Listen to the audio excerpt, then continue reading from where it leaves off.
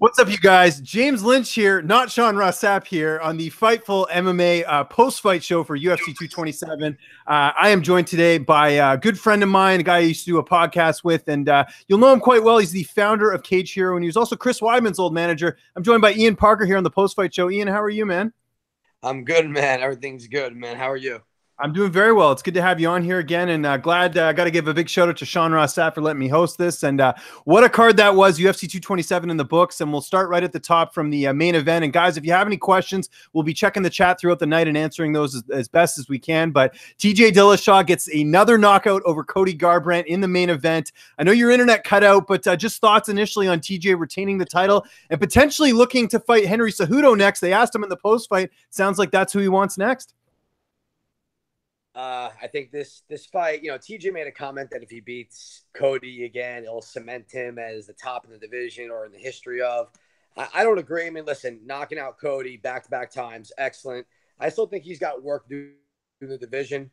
He hasn't really defended his title more than once. He won it, lost it.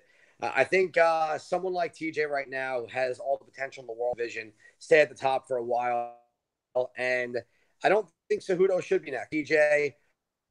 I mean, you might end up seeing him again or, someone else in the division. It's not that division's fault that they keep recycled situation. I know Chael Sonnen mentioned that this week, how, you got Cruz and Cody and TJ and Cody and Dominic. I would be shocked if they didn't have Dominic come in, fight TJ, and let Cejudo, then I think it's Sergio Pettis is going to fight Jussier Flaminga, and then they'll let DJ. You don't defend the belt. It's been 6 years, set all the records, and not get an immediate title shot unless you're Stipe Miocic. Brock Lesnar coming down to 125. I would expect the trilogy of Demetrius. I would expect TJ to probably fight Dominic Cruz or someone else in that division. There's no need for Cejudo to go up yet. He's got plenty of time. He did just beat Demetrius. I won that fight. I don't think many did. Very compelling scoring, in my opinion. I actually had Demetrius Johnson up 4-1. I guess according to the judges, but yeah, guys want to do these super fights. They want to get paid, but we got to go back to the days where you clear out the division and leave it absolutely no choice, become a star, then do the super fights. Because right now, neither one of those guys are ready for that. I don't know if you can go to a closer Wi-Fi connection or something. You're cutting out a little bit there, but I got the gist of what you were saying here as far as, not doing the Cejudo Dillashaw fight next. But here's the thing. I kind of see both sides of it because, you have bantamweight, which, like you said, has a lot going on. Personally, I don't think Dominic Cruz deserves the next shot. He's coming off a loss and an injury layoff. Why is Tony Ferguson having to wait at lightweight and having to take another fight? Why is Cruz getting in there? Now, granted, Cruz was the champion for a while. But in my opinion, it's Rafael Assunção. It's Marlon Moraes. Those are fights I think that make more sense for Dillashaw at this point. Dillashaw, I know he beat Assunção twice, so maybe that's not going to put Assunção in the front of the line, but why not Moraes at this point? He's coming off that big win over Jimmy Rivera. I think he's a viable option here, but if they want to do the Cejudo fight, if you look at this from flyweight, yeah, of course, Johnson needs to do the trilogy fight with Cejudo. I get that, but his wife, you heard him tonight, she's going to have their third child. Let Demetrius take some time off. You can do that trilogy fight in flyweight down the line a little bit. If Cejudo wants to fight, Dillashaw, I don't have an issue with it, especially because Dillashaw it didn't look like he took too much damage here tonight. So I can see both sides of it, but to me, it's either Moraes next for Dillashaw or you do Cejudo. I don't think it's, flyweight right now. They're in no rush to get that trilogy fight right now. After DJ, fighting again for the belt, there's no clear-cut contender in my opinion. So flyweight to me is a bit of a mess, whereas bantamweight, I could see the argument there because there's a few contenders. But personally, I don't think Dominic Cruz deserves the next shot. What are your thoughts on that? I don't Cruz. I was kind of just more making the point that there's work for TJ to be done in his weight class before Cejudo. And I think you're right to be the guy. But keep in mind, though, we don't know what damage Cejudo really did or his knee. A lot of guys with the adrenaline that fight through these injuries, and you find out later that they fought the fight with a torn something. For me, I don't care if quintuplets right now. We all know the UFC has to do this trilogy fight. One reason only, to make Cejudo a star or to really cement Demetrius Johnson even further this way. To your point, that 125-pound division, who gives a shit, right? Outside Demetrius Johnson, Cejudo, right? Honestly, you can have those guys fight every weekend, and I'll watch it, pay for it. We're good. But if you want Cejudo to eventually go and fight, let's say TJ Dillashaw from now, right? And let's say TJ goes out and beats Marlon Moraes, and then he goes and fights Dominic, beats Dominic again, you know, so let's say Sergio Pettis, you know, and then he beats Demetrius Johnson. If he beats DJ twice, now you got a star here, and you got a lot of marketing behind it. Okay, you got the gold medalist. Okay, let's not forget this guy's, up until this point, a lot of missed weight cuts, a lot of bullshit earlier in his career, and he's just turning it around now. And again, yeah, the scorecard said what they said, but that trilogy fight, it kind of has to happen. You know, it's one of those things where if you're giving other guys like Cody, why did Cody get a rematch? Okay. Well, it's his manager, obviously. I mean, come on. Ali Abdelaziz, that guy. I mean, it's the same reason Calvin Gastelum's getting a title shot against Whitaker, and he just lost to Weidman last year. Well, okay. So, and if we could jump into that, because listen, the fact that I'm just saying good management helps.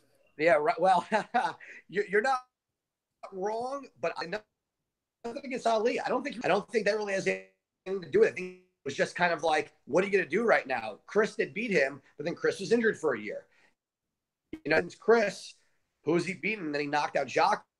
And at that point, they have to have a title fight at some point. There's nothing, can't do Romero.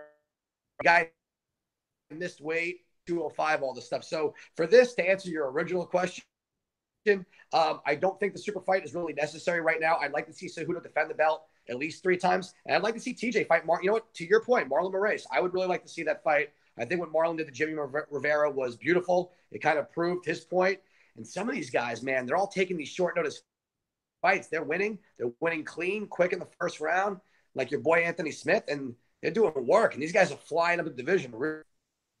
Yeah, no, I agree with that. Let's get to the co-main event now. I mean, we've kind of talked about that, although I will say, you know, maybe before we dive into that, what's next for Cody Garbrandt at this point? Like, does he move up? Like, you lose 2 times as the champ, you know, unless something happens there. Like, I really don't know what they're going to do with him. I mean, I guess you give him like a Jimmy Rivera or something like that to keep him busy in the meantime. But it's a tough billing. You get put in the Rich Franklin zone when you lose twice to the champ.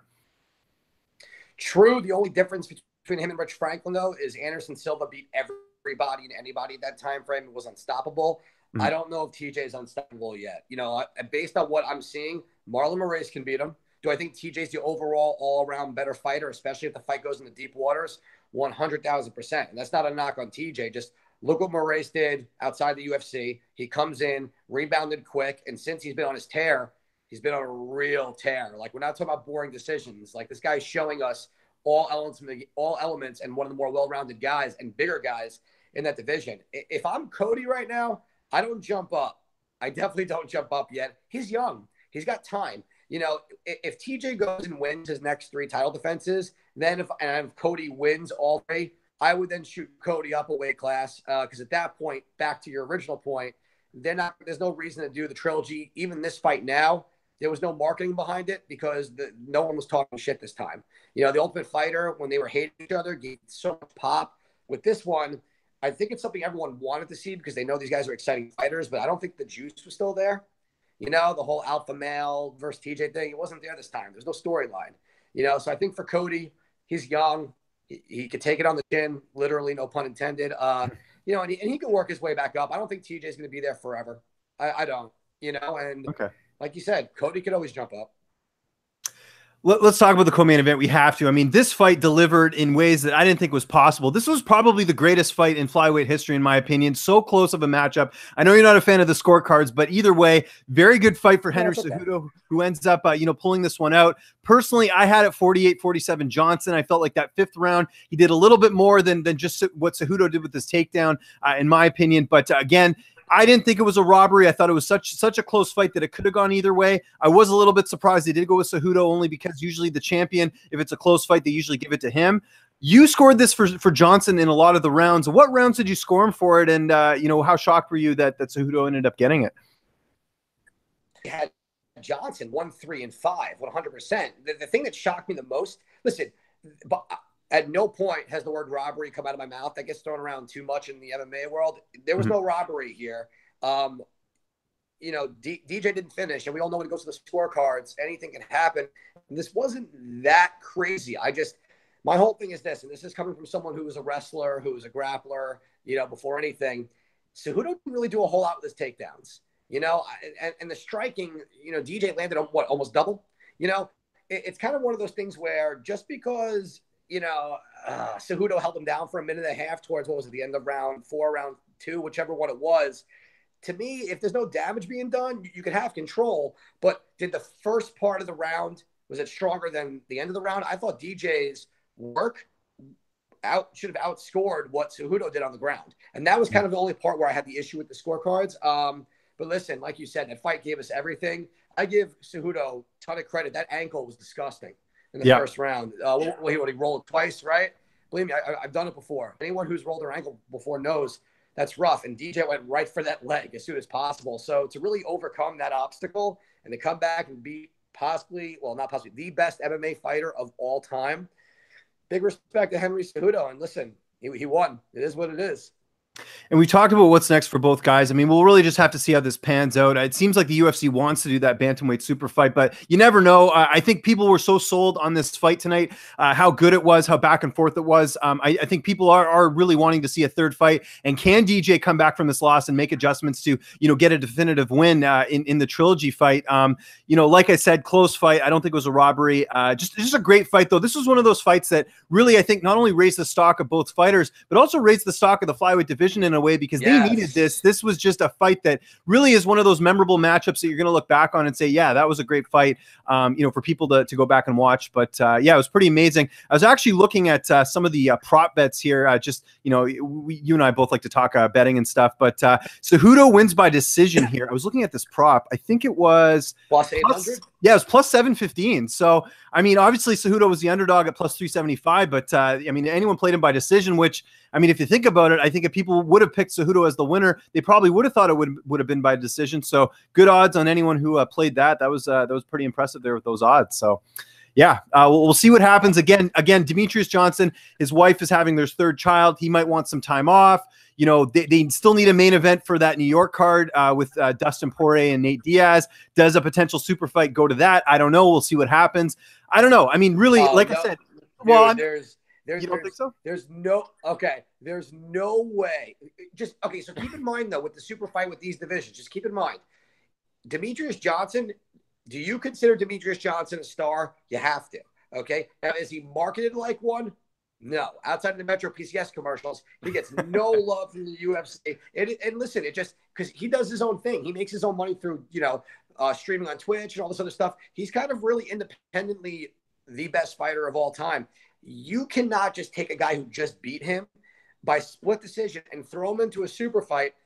I don't think Cejudo's earned that yet. That super fight, now Demetrius Johnson turned it down for whatever reason. We'll leave it to all that stuff. We don't want to get behind the scenes with him in the UFC and management. But, dude, if you're going to do a super fight, it's got to be after the trilogy. Because if Demetrius wins, you're clear cut. If Cejudo then beats DJ again, you got to build up a star one way or the other. Right. And definitely not the main event. Personally, if Cejudo versus TJ is the main event at MSG, I would personally be pissed. That could be on the card, not main event, dude. No way. It's not worth it. You got guys like Moraes, like you said, who are ready for a title shot.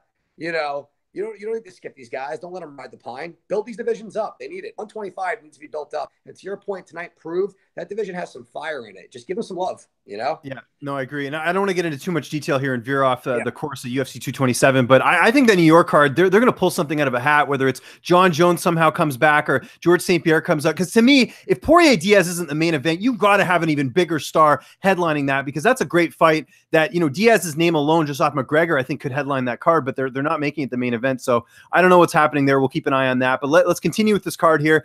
Another great performance here, probably the best performance of his career for Renato Moicano, getting the win over Cub Swanson, finishing him. First time Cub Swanson's lost 3 fights in a row in his career. Moicano establishing himself as not just a prospect, but I think a contender in this division. His only loss to Brian Ortega. What were your thoughts on his performance here, and what do you think's next for him? I do have a fight in mind, but I'll get that on the table here after I hear your thoughts.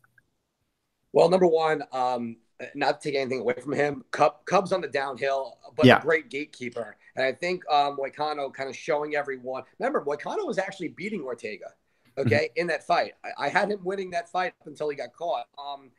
listen, the dude came out tonight and did what he needed to do. Everyone is saying, all right, is this guy ready to move to the next level? Beating Cub by decision, like a boring one, won't do the trick. Go out, finish him, and boy, did he. And you know, calling out Ortega after that is a little funny in my book. I'd rather see him against a guy like Chad Mendes, you know, or something like that. You know, just some of these guys got to understand in their careers, and this is something from probably a little bit of experience. Take your time, because it's interesting. If you kind of build yourself up, believe it or not, you will move way quicker. Look, okay. The dude's not fighting the Adesanya, yes, but yeah. Sorry, Adesanya, I apologize. You know what? I can always count on you to correct his names. I have no problem with that. With Mr. Stylebender, you know, but just he's a great example. A guy came in, he took on some other prospects, went towards Brad Tavares, okay? And a situation like that, a lot of people had Tavares due to the experience, the power, you know, whatever. And look what this kid did. Moicano could kind of do the same thing. If I were him, I would go for a guy who's maybe like number 6 or 5 in the division. You know, really test yourself out, because if you jump up too soon and you get smoked, it does a lot of bad shit to you. Remember Luis Smoka, what happened with him? He was going quick, and then all of a sudden he took on a guy, Moreno, finished him, and then all of a sudden the guy couldn't, you know, find his way out of a paper bag to win. So I will say the kid was very impressive tonight. You and I spoke earlier. We thought he was probably the guy who was going to show the best on the card, and he really did. And it's good to see some fresh meat in that division. Yeah, the fight I was going to suggest for Moicano at this point, people might disagree with me here. I think the Aldo fight makes a lot of sense, because who's Aldo going to fight at this point? The only thing is, right now with Holloway and not knowing what's going to happen, I mean, they have to sort of see what's happening with Holloway, and if he is going to fight Ortega, and you know, they've got it because Chad Mendes is there, obviously. You know, I like that fight as well too. But Aldo, I mean, you could really test yourself at this point, because does he fight, you know, or he could fight Jeremy Stevens, but Stevens is coming off a loss. To me, it's like him fighting Swanson all over again. I don't know. I think Aldo or you could even do maybe the winner of you know, Edgar and Korean Zombie as well. I don't know, but I think if you're Moicano, you're in a great spot right now. This was a statement win. You know, here's the thing with Swanson. You know, he's a very durable guy, and you know, he's fought a lot of tough competition. But to get finished the way he did, I know he's been finished like that before, but to have Moicano do this, very impressive. And just already in his career, I mean, he's got wins over Jeremy Stevens, and you know, he's really established himself as sort of a dark horse in the division. And I think you can't go wrong in his next matchup as far as what happens there. But it's good to be in the business of Moicano these days, getting a win like that. And I wanted to jump in real quick. So here's what's interesting. You brought up Aldo. What I think they're going to do, I don't think Holloway is going to be ready for a minute. I think it's going to be a little bit, because they're still not really telling anyone what exactly happened. I know he shot down the rumors of having a stroke, and I believe him, because that would have hit way quicker. Personally, I think that's too soon from Moicano. I think, to your point, the winner of Edgar, Korean Zombie, because if Edgar beats Zombie, then do you do Edgar versus Ortega for the interim belt? But then you got Aldo, who really only lost to Holloway and finishes Stevens in pretty dramatic form, and no one really thought that was going to happen. Personally, I'll take his time, get healthy. I would do Ortega Aldo, okay, for the interim belt or belt. You know, the interim belts are bullshit. Just say he's the champ, and then give Holloway the title shot, and then let Moicano fight the winner of Edgar. You know, and then listen, if Edgar beats Zombie, beats Moicano, whoever the champ is at that point, at least he earns it back. You get these guys. The UFC is trying really hard to not recycle these same matchups, but unfortunately, a pound division, if the same 3 guys are at the top, it doesn't matter how many times they circulate. They win, they win. You know, but it would be really nice to see a guy like Moicano kind of. That's what I'm saying. Progressively get there. I think if he goes against Aldo and loses real quick, we're going to lose another prospect instead of building him up the right way. Yeah, no, I agree with that for sure. And one other thing I wanted to point out, Moicano in round 1 prop was plus 775. So if anyone had played that, obviously you'd make some good coin there, which is really good. Let's continue with the card here. We've got the women's fight, JD Aldrich getting the win over Poliana Viana. What are your thoughts on that? You know, she closed as an underdog in this fight, so big win for her. And Viana, pretty disappointing, I'd say. We've talked about this, and if you need to screenshot my JJ Aldrich pick, you know, the thing with Aldiana, Polly, whichever way you want to call her, I'm tired. The problem with her is that her striking is not evolved, and if she can't get to the fight to the ground and play a top game, she essentially loses. You know, and Aldrich has got pretty good takedown defense for the most part, gets up really quick, and her striking has gotten way more efficient. She really got into the pocket the right way, and she was doing everything right. This was a fight where even as an underdog coming in, I really didn't feel she was an underdog. I felt stylistically this would be a really good opportunity. She showed. And you know what's interesting, and we talked about this before with some of these women's fights, it's almost like a coin flip when you have those odds, because the styles never play into each other correctly. It's super weird. Like that last fight we talked about with Jamie Moyle, how she ended up losing in that one. It's so hard to bet on the women's fights unless it's title fights because it just you really don't know which fighter shows up that night. It's pretty crazy. But Aldridge really showed some stuff tonight. She's young. I've liked her for a little while. I think she's good. And I listen, if she keeps evolving, maybe she's got something. Who knows? Yeah. We'll see. I mean, again, that division's sort of going through a bit of a transition, so we'll sort of see what happens there. Don't really have much more to say about that fight. Let's talk about there isn't really much to say. I mean, we're reaching. Yeah, it was probably one of the more disappointing fights in the card. Let's finish off the main card here, and then we'll get to your questions. I know a lot of people are speaking in the chat here. We'll definitely get to those for sure. But we got to talk about Thiago Santos and Kevin Hollins. So listen, when this fight was announced, and I followed Kevin Hollins' career for a while. I've interviewed him a couple times just on the regional scene. I was worried. I was like, why is the UFC doing this fight? Because Santos, while he was coming off the knockout loss, Hollins didn't look very good on Contender Series. He basically fought a welterweight in a fight that was supposed to showcase him, to look good. He fought a welterweight in Will Santiago, who was 9-4 at the time, or I think he was 8-4, or 9-3 or something. And Hollins went out there and he didn't actually look that good, but he ends up getting this UFC contract, getting the fight against Santos. And Santos, even though he had the loss to Branch, he was still pretty high up in the division. And I'll tell you what, Hollins actually, he had his moments in this fight. Thiago Santos did end up getting the win, but this was just really weird matchmaking, and I don't really think it helped Thiago Santos in any means. I think, if anything, his stock went down in this fight because this was a fight he should have won pretty handily, and he struggled at certain times. He couldn't put him away, and Kevin Hollins kept flying for crazy submissions. What did you make of this fight? This was a little bit odd opening up the main card. Well, you know how much I love my matchmaking ability, and I would say that I don't understand it either. It's really freaking weird. Here's when these situations occur. For Hollins, it was a win-win. He wins, huge deal. If he survives and has some bright spots, they could say he earned a UFC contract and he'll get another chance and he'll fight someone a little bit lower on the totem pole and he'll probably get a win. For Thiago Santos, this was just to get him back in the win column. Obviously, they were hoping that he would showcase and get a knockout in the first round. For me, I don't know if his stock necessarily drops. It doesn't do him any favors. Oh. Hold on. There we go. Sorry. Oh, no worries. My bad. I don't necessarily think his stock drops per se. It doesn't do him any favors. What happened? The whole thing was pretty funky in itself. I think he was just happy to really get the win and get out of there. But good for Hollins for, stepping in on this fight and going at it like it wasn't against a guy like Thiago Santos. To your point, no idea what the UFC was thinking, because if Thiago Santos would have lost, that would have been a really, really unfortunate loss for that division, because I think that guy's got something. He's just one of those guys that gets to top 4, and then he loses to a guy he should smoke. Yeah, it's kind of crazy. Here's what's so confusing about the matchup for a couple of reasons. First off, Thiago Santos, I don't know if a lot of people remember this, was a backup for Tavares and Adesanya on the TUF 27 finale. He actually weighed in, so he was supposed to be in line there. So that makes me think the UFC thinks somewhat of him if he's going to be a backup, right? Like, yeah. So you put that in place, and then you've got Hollins, who I could understand if he was a journeyman. Let's say he's like a 36-year-old, had worked his way on the regional scene, had a bad fight on Contender Series, and then gets in the UFC. I can understand that. Kevin Hollins, 25 years old. He's got a good personality. You watch his interviews, this guy talks trash. He even did a little bit of showboating on Contender Series. What are you doing, UFC? Why are you trying to feed this guy to the wolves? And thank God he didn't get destroyed in this fight, because that's how you kill a prospect, is by feeding him to a guy who has knockout power like Thiago Santos does.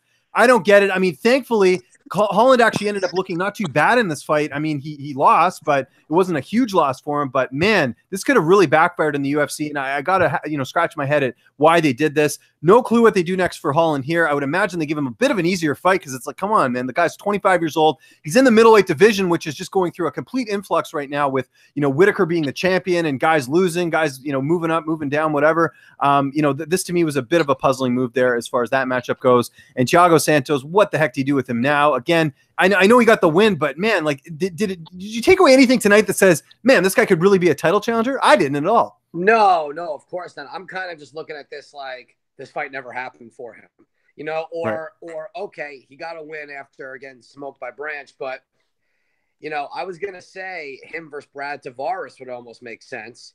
You know, Right. even though Tavares is coming off a loss, because to me, this fight really was insignificant tonight. I think if you do that, you got to make Thiago Santos earn it, because tonight, this was kind of a gift, and he didn't take advantage of it all. And that's not a knock on Hollins, you know, at all. It's just, if you watch Thiago Santos' fights, the guy is a force to be reckoned with, but maybe he's gotten the Ngannou syndrome a little after the knockout. You know, remember him fighting in this fight, there's probably more pressure on him. He's like, shit, I'm supposed to not getting someone that probably anyone except for James Lynch has followed this guy's career, you know? And no, seriously though, if you ask 99% of the NBA, you do one of your polls, people, you know, and they probably don't even realize he was on the Contender Series. And Santos is probably like, man, if I lose to this guy, I'm done. Yeah. You know, sometimes that mentality happens when you fight a guy way lower. It's why he even took this fight also. Maybe in there and fill the card. I don't know. All right, we're gonna get to questions, and I'm gonna get you to try something here because your connection's cutting out a little bit. Try turning off the webcam. See if you can just go to photo. Maybe that'll make the connection a little bit better. Maybe it's trying to grab the video.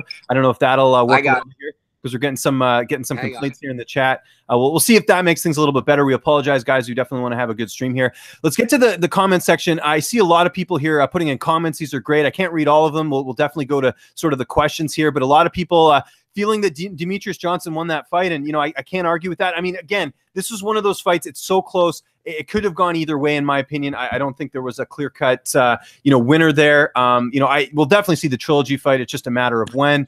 Let's see what we got here as far as questions go. If you guys have any questions, be sure to submit them, and then we'll get to the prelims part of the card. Someone making a comment on Ali Abdelaziz. I'm not going to read that. What do we got here? Some guy calling me Dean Ambrose. You know, listen, guys, I appreciate the Dean Ambrose comparisons. I also get Ryan Bader a lot too. I'm flattered. Trust me. I think Dean Ambrose is doing quite well from what I can tell. Justin Buchholz wasn't at UFC 217, and tonight, is this a conspiracy? I think Buchholz left Alpha Male. He's kind of doing his own thing, so that I don't think Alpha Male removed him as head coach. They kind of what they did was they took a bunch of the coaches and broke him up. He didn't like that. He left, and then he fought a few times. Okay, yeah, no, you're right. Justin H says, can you guys talk about what DC and Rogan were smoking, saying that Mighty Mouse lost the fourth after dominating for 3 minutes and 30 seconds, and then Henry scored a takedown and laid down? Yeah, I don't know. The commentary was a little bit off tonight. Did you notice that a bit? Well, but that was exactly what I was talking about before. Remember what I said? I said to you, I don't really understand what they were saying because, yeah, Cejudo was riding him for the last minute and a half. But, yeah, you know what? Sometimes these guys kind of what's the word for it? And we've seen it kind of a lot, mostly with Joe Rogan. They get a little biased towards one side, and it's almost like they're hearing it from the truck. Like, oh, make sure you talk about this to make the fight seem like it's a little different than what it is. But who knows? We know what Joe Rogan smokes. So that answer is pretty easy with that one. For sure. Someone's asking just a random question. If Tom Lawler will ever fight in the UFC again when the suspension's over. I think he probably won't, just because he's getting up there in age. Do you see Tom Lawler returning at all? Well, if you guys follow Tom Lawler's career, he's a professional wrestler now, full time. Yeah. So he's actually he wrestles in like 12 different organizations around the world. Him and Matt Riddle and all those guys. So no, you'll never see Tom Lawler ever again. Yeah. Let's see what else we got here as far as questions go.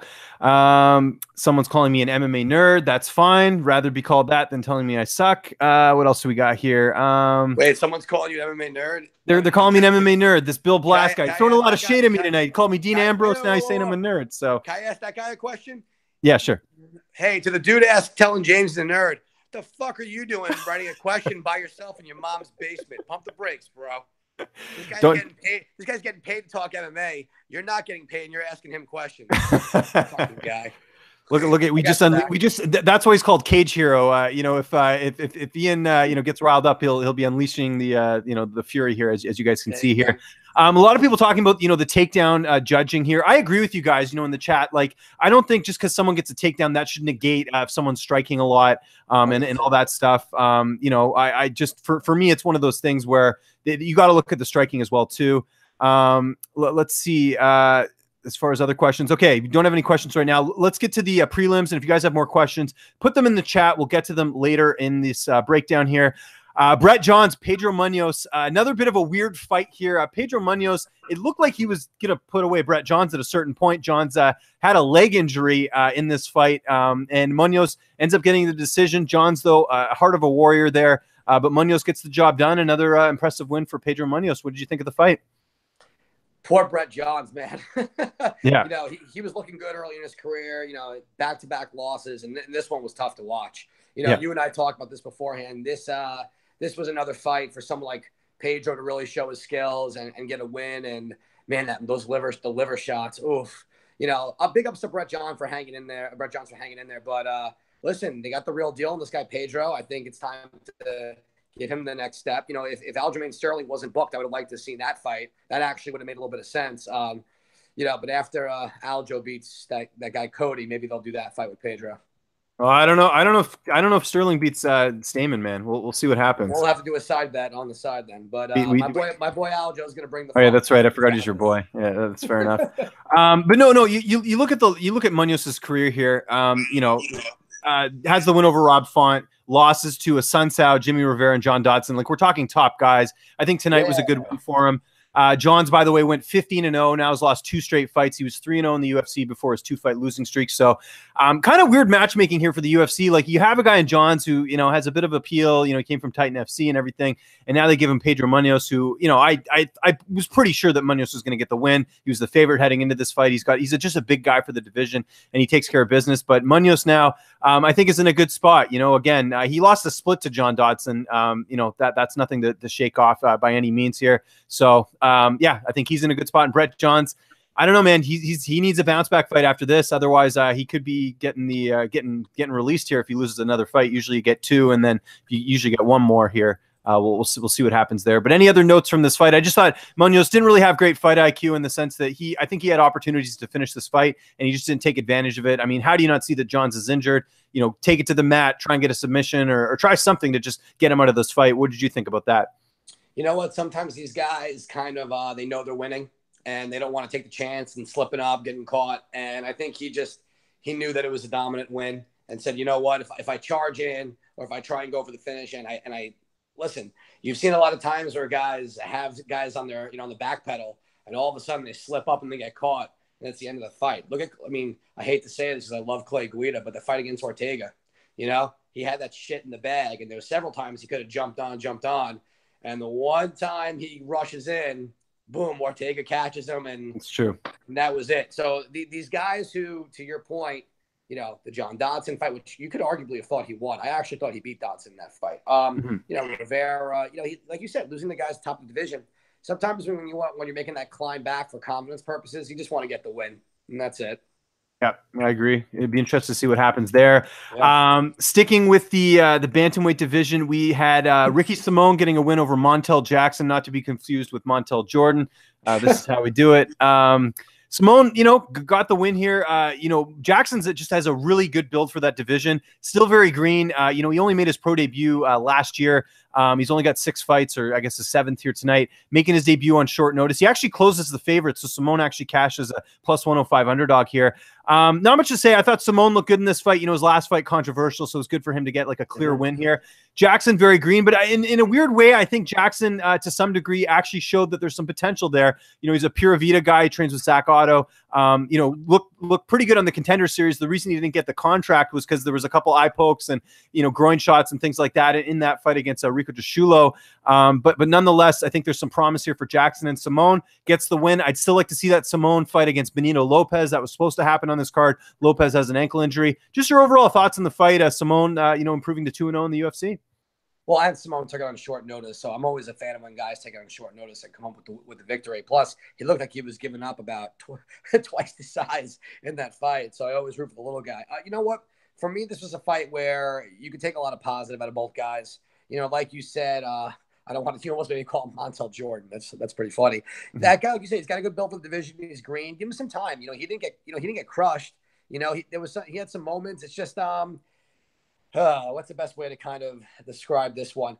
You got a couple of prospects that there's some shine there. I think both of them could polish their game up a little bit. I think Ricky Simone's got a lot more to show also. Again, coming on short notice, clearly looked like the smaller fighter, just wanted to get the win. He did that. And to your point, that Benito Lopez fight would actually be a really good matchup for him next, depending on how long the ankle injury is there for. So, listen, it's interesting to see where these guys go from here. But that's also the issue. What happens is you bring in a guy who's so green, you rush him too quick. It's a confidence thing, man. You don't want to lose the guys you're supposedly supposed to beat, because then it's a mind fuck. So we'll see what happens. Yeah, I agree with that. And just so we're clear, because I know you kept saying the short notice thing, it was Simone who was supposed to fight Benito Lopez. Jackson was the replacement. So short notice replacement for Simone, but Simone was supposed to fight Lopez, and they knew about this fight for a while. Actually, a little bit of bad blood between Simone and Lopez, because they were supposed to fight on the regional scene, never happened, and then here they both are in the UFC. So that's kind of an interesting fight. Maybe they'll run it back, or maybe the winner of the next fight we're going to talk about could potentially fight Ricky Simone next. And of course, I'm talking about Ricardo Ramos and Kang Ho Kang. Ramos ends up coming through as the -275 favorite. Kang, the underdog, put up a good fight at +235. What were your thoughts on this matchup? You know what? I thought this was a winnable fight with Kang. I thought he was a pretty live dog in this one. He's been out for a while, if I'm correct. It was even a three or 4 year hiatus, right? Yeah. It's hard to jump into a fight against anyone in the UFC after that long of a layoff. The fact that he didn't get finished kind of blows my mind. There was a lot of good scrambles in the first 2 rounds. I just thought Ramos just had more in the tank. He was able to pull out those takedowns a little bit more, and he was able to string the combos together, really kind of getting in and out in the right way and avoiding a lot of damage. It was I liked the fight, though. It was exciting, when he had the knee bar deep and then he rolled into the guillotine. Sometimes these fights that get buried on the undercard are the best ones on the entire card. And this one I just thought was a lot of fun. I'm looking forward to seeing what Ramos does in the future against a little bit of a step up in competition. I'd like to see him fight a guy who's fought a little bit more recently. But again, another couple of guys, there's a lot of promise. And I like when you see this, when the UFC brings in these guys that not many people have heard of, because it kind of shows them, gives them a little bit of a shine, and we'll see. But man, Kang is tough. Yeah. Dude, he is one tough SOB, man. Yeah, and I thought this was a good win for Ramos. 23 years old, he improves to 12-1. That's 4 in a row for him in the UFC. Or sorry, three in a row in the UFC, right. I should say, because he lost that fight he lost the fight in Legacy, then had the one fight after that, then got signed to the UFC. I always get confused, but he did finish Ayman Zahabi. I always remember that because Zahabi had a lot of hype, coming out of Canada, and he got finished by Ramos, so that was a good win for him in the fight before this one. Just good fight overall. Really showcasing the bantamweight tonight, I guess. Going down to the what division was this? Let me just check here. The Marlon Vera fight.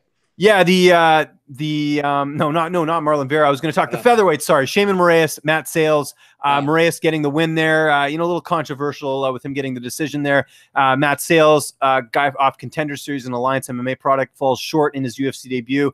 Just overall thoughts on this fight. I know some people weren't happy with it, but what did you think? Another fight that if you let it go to the scorecards, just shows what can happen. Sometimes you get a little ahead of yourself in the fight. You gotta, there's an old saying, even when you're up 4-0 in soccer or hockey or whatever, I wanted to reference hockey for you because I know you Canadians don't know any other sport other than hockey and MMA.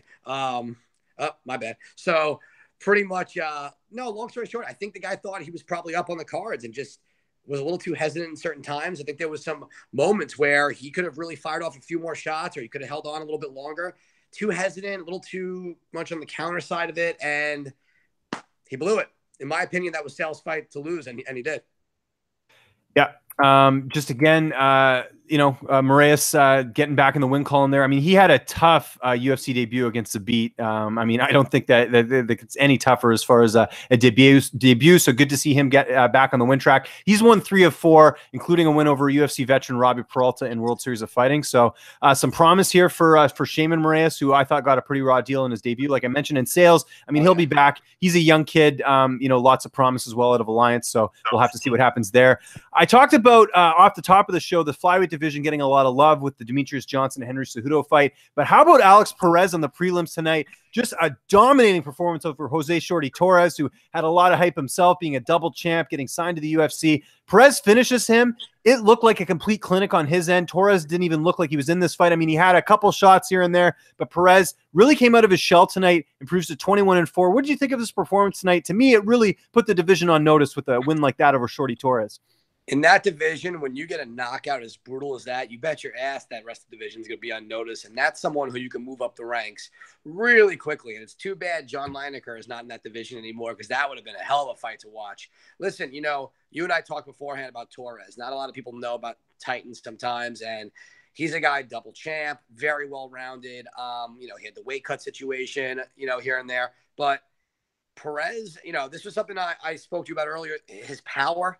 You know, and when he gets into his combos, those body shots, I mean, and the dude could take a punch, because Torres did tag him a few times in that last exchange. But man, like I said, in that division, because that division, you're not supposed to have power like that. You're not supposed to knock a guy silly. And for those who don't know Shorty Torres, dude is a tough guy. And he's been in bad positions in other fights before, and he's come out on top, especially when he won his first title. If you remember, he got clipped first in the fight, came back, clipped the other guy, knocked him out and won. So for those of you that don't understand the severity or how big of a win this is for Perez, do your homework, because this was a huge win for him tonight. Not just to beat a double champ from Titan, which is one of the, you know, better independent circuit organizations, but by knockout in the first round, silly. It's fucking silly. And Perez wins in round 1 was plus 725. So if, again, you're playing that prop bet or whatever, it's usually looking pretty good as far as that goes. So, you know, Perez getting it done here in a good win for him, who's, you know, quietly amassed a pretty nice winning streak in the UFC. So good on Perez here. And Torres, I'm sure, will be back. You know, a lot of hype behind him. But, you know, losses make or break champions, right? I mean, there's plenty of guys. All the greats have lost. Demetrius Johnson just lost tonight. So, I mean, you know, these things happen in MMA, as they say. Of course, you know, in the women's strawweight division, we had Zhang getting the unanimous decision win over Danielle Taylor. Zhang now undefeated since basically her pro debut. I mean, she hasn't lost. She's looked great. Gets the win in her UFC debut here over Danielle Taylor, who Taylor now lost 2 in a row here. Granted, it's to Aldrich and Zhang here, but you know, she could be on the brink here of potentially getting cut soon. But what'd you think of Zhang's performance tonight? Takes care of business. She looked great. I thought she looked great. I think she did exactly what she needed to do to kind of show that she's just a little bit, that she is a nice prospect in that division, especially, you know, coming from where she's coming from. It's just, it's refreshing, you know, and she looked so well rounded tonight. And not that she was fighting top talent, but Danielle Taylor's tough. She's tough. She wasn't backing down. I think Taylor was just relying way too much on her power and was very hesitant. And was it a winnable fight for her? I don't know. I think you saw the real difference in the level of, you know, fighting there. And nowadays, I think women in general, the division is starting to understand, you know, back in the day when the men's division, a guy like Matt Hughes, he was unbelievable at wrestling. He stuck to what he knew, and he was so dominant. The only guy who's still able to do that is Ben Askren, who could stick to one thing he's good at, tell you he's going to do it and still do it. The women's division, it used to be like that, a.k.a. Ronda Rousey. You know, I could strike very little. I'm going to take you down, armbar you. I'm going to win every time. And look what happened as the sport evolves. So these fighters, someone like Danielle Taylor is not there. And it showed because her opponent picked her apart tonight, because she is not as evolved as some of these other fighters. And that's what separates some of these women in the division. And opening up the card, short notice fight, but a fight that, I mean, if you look at this on paper, I even said this in the breakdown. I mean, this was a showcase fight for Vera. You know, he'd lost 2 straight. He trains in California. He's a Team Oyama guy, you know, coming out here, and he gets a second round finish. He looked great, and a nice add to the highlight reel there as he takes out Burin, who, you know, Burin lost to Ronaldo Dai in his debut. I mean, that does not look very good. Ronaldo Dai, I think, was 8-6 at the time when he fought him. So Vera gets a nice win on the highlight reel. Good to see him back, though. You know, he's one of those good guys in the sport. You know, his daughter had that surgery and everything, and you know, he's just a really humble guy, really exciting fighter. Just a no BS type guy, and he's still got some good wins. I mean, he has that win over Brian Kelleher, and he had that win over Pickett. So good to see Vera getting back in the win column, and what a nice way to kick off this card. I really like this fight. Yeah, and he was the biggest favorite on the card too. And it was funny. He said something like, my coach told me, go finish this or something, and he went out and just did it. You know what? Like you said, it was a showcase for him. Good guy, good story behind him, and it's also nice to see when you're minus 530 that you do what you're supposed to do at minus 530 on a card. Yeah, no, absolutely. All right, that goes the breakdown here. We're gonna get to your questions. I know you guys are just spamming, not spamming. You guys are filling up the chat thing. I shouldn't say spam, but yeah, let's get to your questions, guys. We'll just answer them before we wrap things up here in the next little bit. We've got someone saying, "How did Kang lose?" He said, "How did Kang lost?" That doesn't make sense. But do you feel like Kang, might have edged that one out, or were you pretty confident that Ramos was going to get it done? Yeah, no, I mean, Kang clearly did not. I mean, there was. The only round that Kang, in my opinion, might have won was round one. Mm-hmm. I didn't think he won round two and round three. Ramos definitely did more. I mean, let's put it this way. At no point did I say to myself, "Oh, this could go to Kang." I thought Ramos did enough to win a unanimous decision. Mm-hmm. If that's enough to explain it. I agree. Yeah. I agree with that too. A lot of people talking about the Cody fight, just saying, Cody, made a mistake type thing. I mean, it's a weird. Okay, what's weird about the main event, I should say, is that like Cody knows his way to beat TJ is to land that power shot. But then you're also fighting a guy in TJ who, is more of a technical striker, I guess is sort of the best way to put it. And to me, it's like that's why I picked TJ going into this fight, because I knew the chances of Cody landing a power shot as opposed to TJ being patient and picking his shots was pretty good. I mean, Cody did hit TJ a few times, but TJ is just so smart when it comes to his striking that I think he wouldn't be susceptible to getting hit. And we saw that here tonight. So it's just a game of inches, man. Like Cody probably knocks out everyone else in that division. But when you're fighting a guy like TJ who's so smart, and by the way, styles make fights. Like Cody beats Dominic. Dominic beats TJ. Granted, I thought TJ won that fight, but nonetheless, it's just one of those weird things where it's like sometimes styles make fights. And I think that, I think Dillashaw just has Garbrandt's number at this point, and it's interesting to see him get the win here and everything like that. Let's see what else we got here as far as questions go. People complaining about the audio. Well, the audio has been better, I think, ever since you did whatever it is I told you to do. It seems like it's all good. What else we got here? Let's see. I don't know where Jimmy Van is. I don't know where Sean Ross Sapp is tonight. I think he's somewhere like that. Bill Blast is saying Hollins was gassed out by the end. Yeah, Hollins, his cardio has always been a bit of an issue in his fights. Well, normally he doesn't go the decision. He usually finishes his fights early, but and a lot of people saying Hollins done. I don't think Hollins done at all. He's 25, man. He's got one loss. I think he was on what was the winning streak he was on heading into this fight? It was pretty good. He just lost to Thiago Santos, who he should have got crushed, and he lost by decision. He's not. And you know, the last loss he had before that was actually against Curtis Millender. It was a decision loss at welterweight. I mean, that's not a bad loss either. This guy's, Bill's not the first person to say this tonight about Kevin Hollins saying that he's done. He's a shot fighter. Like, no, guy's 25. He's got lots of time. I'm sure people were saying the same thing when Bisping got knocked out by Henderson, saying this guy's done. His chin's bad. I mean, he came back and ended up winning the title. So. I mean, that's one of those things to say. What else we got here? Someone's asking how much is McGregor and Khabib getting paid for their fight? Probably a lot, because I know that was a big part of the discussions, was Khabib getting a good share of his change or whatever. But the UFC has to know this is probably the biggest fight they can do right now, as far as that goes. Are you hearing anything as far as the paydays, Ian? Certain things I just can't say. Let's look at it this way. Khabib's contract, technically by the contract, he would be getting paid $200,000 for this fight, but he would not take the fight. He said, from what I was told, what Khabib was telling the UFC or Ali, whoever's negotiating, said, if you're going to pay Khabib $200, then he will fight Tony. He will not fight Conor. If he's going to fight Conor, then you got to pay me to fight Conor. So I'm going to go out on the limb here and guess that Khabib is probably getting about $500,000 for this fight. I think he might even be getting $1 million. I don't think so. I think what he's going to probably do is get $500,000 straight up, not with no to show or to win, just to show, no win. I think a lot of these guys, when they get the guarantee and the money up front, it kind of, because first off, this is not a knock on Khabib. Why are you paying Khabib $1 million? All right. To your point, this is the fight to make in the division, but that's because it's Conor McGregor.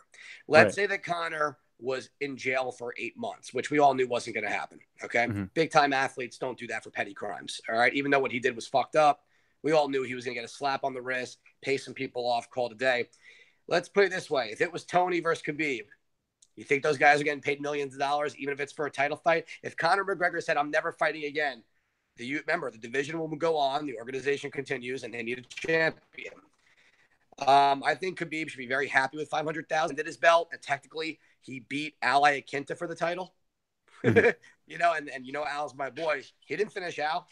Al took that fight on 6 seconds notice and went the distance. So, I think Khabib's going to get about 500,000. No win money, just a show. And Conor's probably going to be in around the 2 million area, but Conor will get pay-per-view buys. I don't think Khabib will. We got some more questions here in the chat. Just people asking their thoughts on the fight. I mean, I'm actually surprised the fight happened. I didn't think Conor would ever fight Khabib, but props to him for stepping in there and fighting one of the best grapplers in there. Again, He has to. I did a reaction video this morning on my YouTube channel. You can check that out, youtube.com/Lynch on Sports. But I basically said, I think Conor has the potential to knock out anyone. So there's always that. And then Khabib is, really just dominated pretty much most of the guys he's fought. Forget about the Al fight. That was on 48 hours notice. We can't put any stock into that. You look at the Edson Barbosa fight. I mean, the way he dominated him, that was very impressive. So it's an intriguing matchup. Probably one of the most intriguing matchups we're going to see as far as that fight goes. The only thing about that fight that's really, really bizarre, it's going to be the first time in a really long time you have striker versus grappler, like straight up. The last time that happened with Conor was against Chad Mendes, and Chad Mendes was absolutely dominating that fight. But when they got tired and he got hit, that was done. It's going to be weird. When you say, I'm surprised Conor took that fight, well, what choice did he really have? There was no other fights the UFC was going to give him, because if he's coming back for either a mega payday, like a George St. Pierre type of fight, or it's got to be a title fight. Who's the champion right now? It's technically Khabib. And Khabib is a huge draw. And look what they just think about it. They just did the partnership with Russia, with M1. And if Khabib beats Conor, again, now you got a marketing situation. It's always business, man. It's just always business. And listen, let's be real here. Conor's been spending money like crazy. I'm sure he probably could use a payday. Yeah. Win or lose, the dude's going to make a few $1 million. That's true. I kind of was just of the idea that Conor may never fight in the UFC again, and that he might just do his own thing and just be Conor McGregor Promotions and fight whoever he wants outside the UFC. I really thought that could have been a possibility, because you saw how much money he could make with Floyd Mayweather, right? So to me, it's like but here's the thing, though. Remember, I told you this. I told you that was going to be the best thing he ever does then. But after that, it's going to be the worst thing that he does moving forward. Because here's the thing. I'm going to give you a little tip from things I've heard in Hollywood. One, Conor can only play Conor. Okay, so you want to throw him on Game of Thrones, some soccer hooligan movie, let him be him. He's unbelievable. I think if Conor McGregor is to continue in this world and it's not MMA, he goes to WWE where his personality belongs. Okay, right. If he loses to Khabib, he's going to get paid. I don't know what's left for him at that point, because then him fighting GSP, what's that going to really do? People still may want to see it, because now the title doesn't really matter. But I think Conor ends up in WWE if he loses to Khabib. Well, and, again, I don't want to veer off too much on track here, but I think if Conor loses to Khabib, then you do the Diaz fight, because I don't think Diaz beats Poirier. And I've heard it for the last 48 hours from Diaz fans telling me that Dustin's going to get submitted, Dustin's going to get knocked out. I think Poirier wins that. I think that's an easier fight for Poirier than Tony Ferguson. 100%. And here's the thing that I am having trouble understanding about the Diaz family. I'm a huge Nick and Nate Diaz fan. I've met them multiple times. They've always been really cool and respectful. I don't really understand why Nate thinks he is the biggest star on the planet. You win, you lose. You win, you lose. He's one of the more inconsistent fighters in regards to actual records. Remember, he lost to Conor. I mean, you lost to Conor. Okay, you beat Michael Johnson. You lost to Conor. It's like, why? That's the funny part. Sorry to interrupt you. People keep bringing up the Michael Johnson win, and it's like, are we really going to use that as an example as a guy who's lost 5 of his last 6 fights? I see people bring this up a lot. Thank you. And then they bring up the whole thing with Johnson beating Poirier. It's like, if Dustin Poirier fought Michael Johnson today, he would destroy him. Dustin has gotten so much better since that loss. I think if Dustin fought Conor right now, I think Dustin Poirier wins, because I think that's iffy. Yeah, but no, hear me out though. Yeah. Back when Poirier fought Conor, Poirier was in a different weight class. Yeah, and he was fighting way different. He fought very emotional. Look at the way he fought Eddie, okay? And he wasn't winning necessarily that fight, and we could all agree that he was in the mount, and that was a really weird stand-up, whatever. Poirier's fighting on a different level mentally right now. Conor would not be able to psych him out, and I don't think people understand. Poirier is unbelievable on the ground. He's won as many by submission as he has knockout. you don't think that if he gets tagged by Conor, he's going to take that fight to the ground. There's nothing that, it's people need to understand something. Fights that happened 2 or 3 years ago, they don't matter. Okay. GSP got knocked out by Matt Serra, who was my coach. Okay. Look what GSP did after that. Okay. He went back and dominated and hasn't lost since. For all you out there that think you're MMA fans, or you consider yourself an MMA fan, you guys got to pay attention. Because Michael Johnson beat Poirier. In this sport, anyone can catch anyone at any point. That does not mean that their careers all of a sudden are in the shithole. Okay? Since then, Poirier went up and has done damage at 155. 8-1-1. Dude, it's crazy. People don't realize guys like Eddie Alvarez, Justin Gaethje, they are not easy to put away. Okay? Anthony Pettis, tough to put away. Anthony Pettis. These guys just don't get put away, and he's finishing them as he says he will. I don't get, for Poirier, I also think it's a very weird fight for him, but it's good because he knows that if he waits for that title shot, you know what his whole thing is, man? Say Conor beats Khabib, Conor is not going to be fighting until probably the July 8th card next year during International Fight Week on the biggest, that card of the year. Dustin doesn't want to wait a year to fight. So go get a payday. If you think you could beat Nate, who hasn't fought in 20 years, and who but you also know how Nate's going to fight. And Dustin's seen it before. I think Dustin wins that fight pretty easily. And I think he's the next guy to fight for the belt. And then wherever the hell Tony Ferguson fits in at that point is going to be mind blowing. Yeah. Who knows what's going to happen there? All right. We got to get to some questions here. It's a good problem to have in that division. So Justin H asks, so does Dana give DJ the JJ treatment, basically saying that does DJ get an immediate rematch? He thinks that Henry has not earned the right to fight for the 135 belt. Well, I agree with that. The only thing is, like, a couple things. First off, I like that guy. I don't think that Dana is like a huge Demetrius Johnson fan just because he's not a draw. And then so there's that. Like I'm just putting the context in here. I'm not saying it's right. So you have that, and then you have Cejudo says, I want to fight Dillashaw, and the Dillashaw tonight saying, I want to fight Henry. Like, it seems like that's what's going to happen next. I don't know. I mean, is it fair? No, but I think, but you got to understand something though. Dana's all about the business. Just because those guys want to fight each other, how do you market that fight? Just think about this logically. Henry Cejudo is not a name yet. He beat Demetrius, so now his name is known. But this is what I'm talking. You got to build the stars up. TJ has only defended his belt, one time. He beat Cody. Let him beat Marlon Moraes. Let him beat Dominic again if that's what happens. I mean, you got to let this build up. These super fight things, all that they do, honestly, like what Cormier did made sense because it was really that division was cleaned out unless it's John Jones. So that fight is the only one in a very long time that made sense if you're going to do a super fight. Other than if you had John Jones versus Anderson Silva when Silva was crushing everyone, whatever it was. By doing that, you're putting too many guys on the bench who should be fighting for the belt. You got a sunset. I mean, like you said, Marlon Moraes, a sunset. These guys are they're deserving of title shots. Why give it to a guy who beat Demetrius? To answer the guy who asked the question, first off, whatever your name is, I like you, man. Same Justin page. H. Justin H. You're the man. You obviously pay attention to the sport. We're going to be buds one day. Yeah, I think Cejudo absolutely gives the rematch to Demetrius Johnson. You have a guy who's defended the belt for 6.5 years and has broken every record, all the records. Of course, he gets an immediate title shot. Whether Dana likes him for being a draw or not, Demetrius is the only name in that division. You have to. Mm-hmm. Yeah. We'll see what happens there. It's very interesting to see sort of what happens. Bill Blass is saying, who does Ferguson fight? I don't know, because he can't fight Kevin Lee. They already fought. No one wants to see that rematch so soon. I mean, who's up there? Maybe he fights Al. I don't know. I was just going to say that I would like to see him versus Al Iaquinta, or I mean, if you see, the only other thing you can do is break the rules where a guy coming off a win, a loss. You could have Tony fight Eddie Alvarez if Alvarez gets re-signed, I don't know. It's tough. I think the Al Iaquinta I'll throw a wrinkle in this. I don't think anyone's even mentioned this. Michael Chandler. So I'm pretty sure Chandler's going to re-sign with Bellator. You think? I don't want him to, selfishly, because I really would like to see him get tested, but I just think Bellator is going to offer him so much money because he's been there for so long, and the fight against Primus was weird because he like fucked up his ankle. But see, that's what makes me think he will go to the UFC, because he was supposed to, remember he fought Yamauchi or whatever for no reason. Like he could have fought Primus at that time and he just takes that fight instead. So that makes me think that he wanted to just ride out his contract. Well, yeah, that's true too, but I don't know.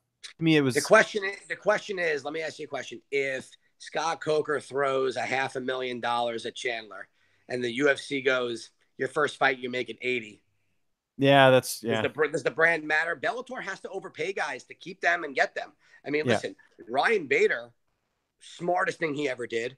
Rory McDonald, smartest thing he ever did. Because these guys know I'm not winning the title in the UFC. I've been part of the brand for a while. That's how people know who I am. Let me go to Bellator. Let me go be a 2-division champ and make stupid money.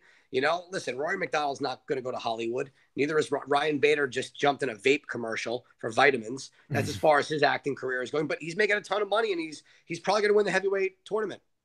You know? Yeah. It's ridiculous. It's true. What do we got here? Mez says people sleeping on Dustin. Not us. I'm not sleeping on Dustin Poirier. And I got so much crap. Awake.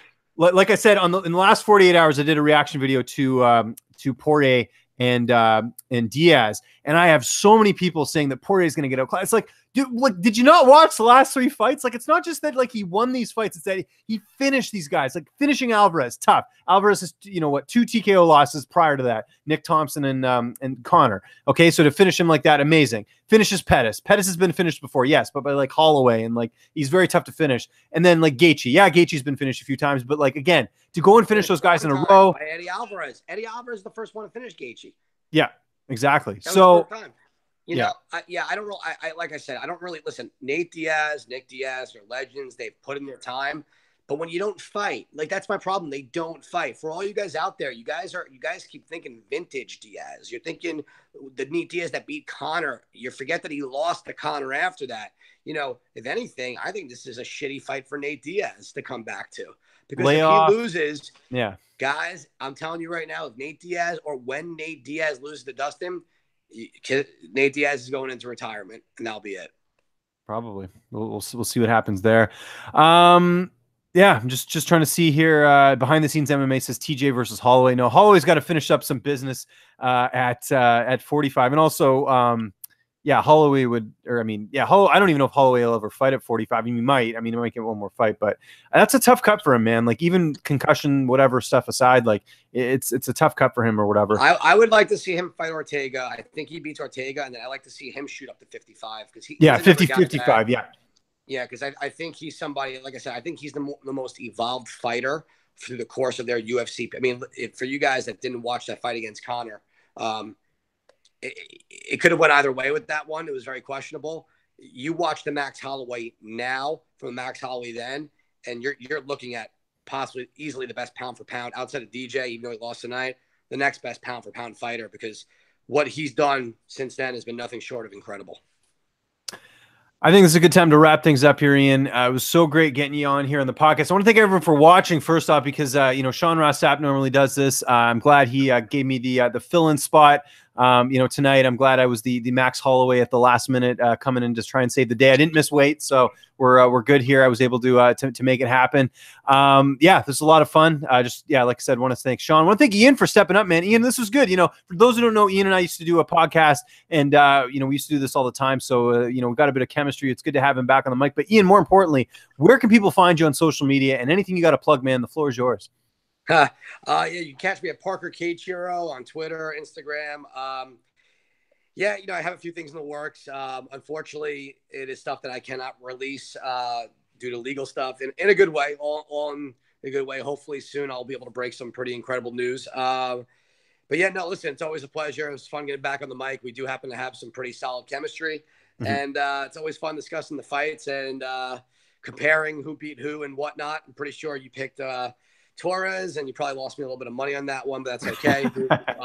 I did pick Torres, unfortunately. You gave me a good one last week on the Contender Series. Sodiq Yusuff. You and James Vick, I know, want some good money on that.